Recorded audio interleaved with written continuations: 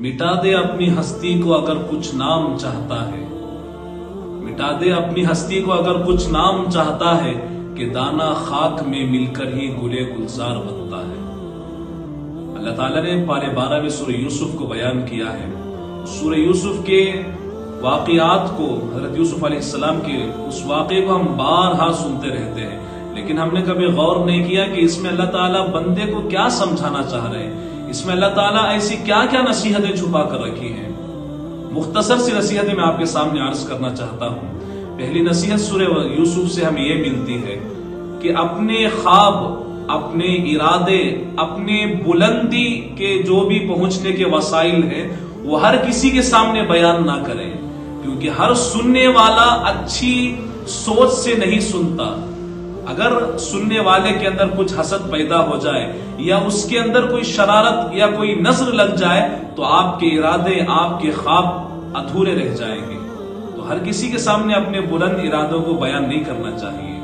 اور دوسری نصیحت یہ ملتی ہے کہ سگے حسد کر سکتے ہیں، کہ جس طرح یوسف علیہ السلام کے بھائی سگے تھے، ایک ہی خون کے تھے، لیکن پھر بھی حاسد ہو گئے، حاسد ہو کر اپنے بھائی کو گمنام کنویں میں لے کر چلے گئے۔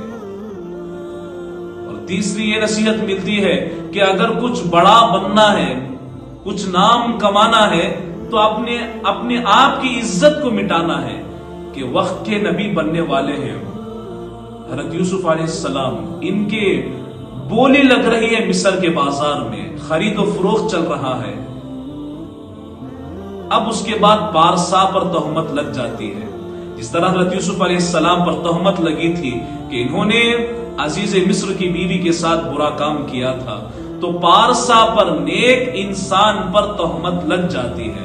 تو اگر کسی انسان پر پاک دامن ہوتے ہوئے بھی اگر تہمت لگ گئی تو اسے برداشت کر لینا ہے، اس تہمت کو اگر بندہ صبر کے ساتھ زندگی گزار لیتا ہے، اللہ تعالیٰ اسے آگے عزت والی زندگی دیتے ہیں۔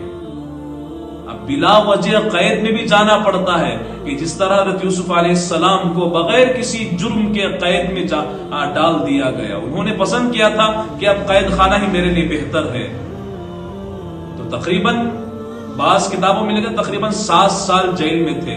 تو جیل جانا یہ یوسف علیہ السلام کی سنت ہے۔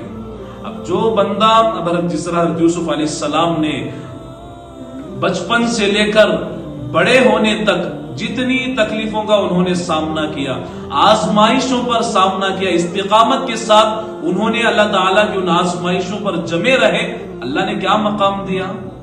اللہ نے اسی شہر کا بادشاہ بنا دیا۔